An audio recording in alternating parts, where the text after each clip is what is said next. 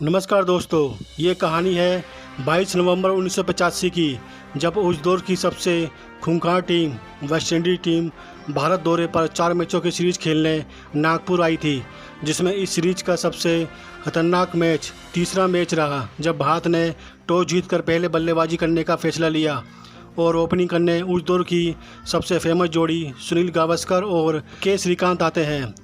अभी भारत का score 10 run ही हुआ था कि बॉलिंग करने आए जोएल गार्नर ने के श्रीकांत, महेंद्र अमरनाथ और दिलीप वेंगसरकर जैसे सलामी बल्लेबाजों को आउट करके तहलका मचा दिया।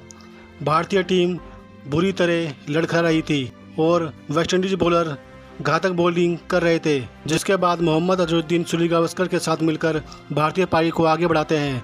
वहीं सुनील गावस्कर भी वेस्टइंडीज़ की आग उगलती बॉलों का डटकर सामना करते हैं। जोएल गार्नर अब तक 3 विकेट ले चुका था। भारत का स्कोर 125 रन पर पहुंच चुका था कि तभी मोहम्मद अजहरुद्दीन 35 रन पर आउट हो जाते हैं और अब बल्लेबाजी करने कपिल देव आते हैं। इस समय जोएल गार्नर बॉलिंग पर होते हैं और सामने होते हैं लिटिल मास्टर सुनील गावस्कर, और तभी अचानक जोएल गार्नर की एक बॉल सुनील गावस्कर के पेट पर जाकर लगती है। सुनील गावस्कर बॉल लगते ही ज़मीन पर गिर जाते हैं। नागपुर में स्टेडियम में अचानक सूनापन हो जाता है। सुनील गावस्कर दर्द से बुरी तरह कराने लगते हैं, जिसके बाद सुनील गावस्कर को तुरंत स्ट्रेचर पर ले जाया जाता है, जहां डॉक्टर की देखरेख में उनका इलाज होता है। अब सुनील गावस्कर की जगह रवि शास्त्री क्रीज पर आते हैं और दोनों ही बल्लेबाज भारतीय पारी को धीरे धीरे आगे बढ़ाते हैं। इस घटना को घटे अभी आधा घंटा ही हुआ था कि तभी सुनील गावस्कर अचानक बल्लेबाजी के लिए खड़े हो जाते हैं।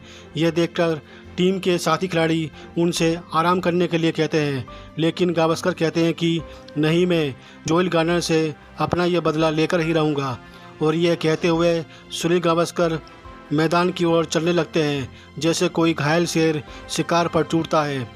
वैसे ही सुनील गावस्कर एक घायल शेर की तरह वेस्टइंडीज बॉलर पर टूट पड़ते हैं और जोएल गार्नर की एक बॉल पर एक शानदार छक्का लगाकर अपना तूफानी शतक बना डालते हैं। गावस्कर के इस छक्के से पूरा स्टेडियम सुनील के नाम से गूंज उठता है और जोएल गार्नर बस देखता ही रह जाता है। अब सुनील गावस्कर पूरे जोश में आ चुके थे और वेस्टइंडीज़ के बॉलरों को एक एक करके धो रहे थे। वहीं कप्तान कपिल देव भी अपनी ले में आ चुके थे और वो भी ताबड़तोड़ बल्लेबाजी करते हैं। दोनों ही बल्लेबाज अब वेस्टइंडीज़ के किसी भी बॉलर के बस में नहीं आ रहे थे और ताबड़तोड़ रन बनाए जा रहे थे, और इसी बीच दोनों बल्लेबाजों के बीच 50 रनों से ज़्यादा की पार्टनरशिप बन जाती है। इस समय सुनील गावस्कर 120 रन पर खेल रहे थे और कपिल देव 70 रन पर खेल रहे थे। दोनों की आती सी पारी के चलते भारत 45 ओवर में 5 विकेट पर 185 रन बना लेता है, जिसमें सुनील गावस्कर 176 रन बनाकर अंत तक नाबाद रहते हैं। गावस्कर की ये 176 रनों की जाबाज पारी भारतीय टीम को काफ़ी मदद मिलती है, लेकिन गावस्कर की जाबाज पारी भारत के किसी काम नहीं आ सकती, क्योंकि जब वेस्टइंडीज़ की पारी शुरू होती है तो उनके ओपनर डेसमंड हैंस और रिची रिचर्डसन ने मिलकर एक आतिशी पारी की शुरुआत करते हैं और दोनों बल्लेबाजों के बीच 140 रनों की मैच जिताऊ पार्टनरशिप बन जाती है, जिसमें रिची रिचर्डसन 75 रन बनाकर आउट हो जाते हैं और डेसमंड हैंस 74 रन बनाकर अंत तक नाबाद रहते हैं।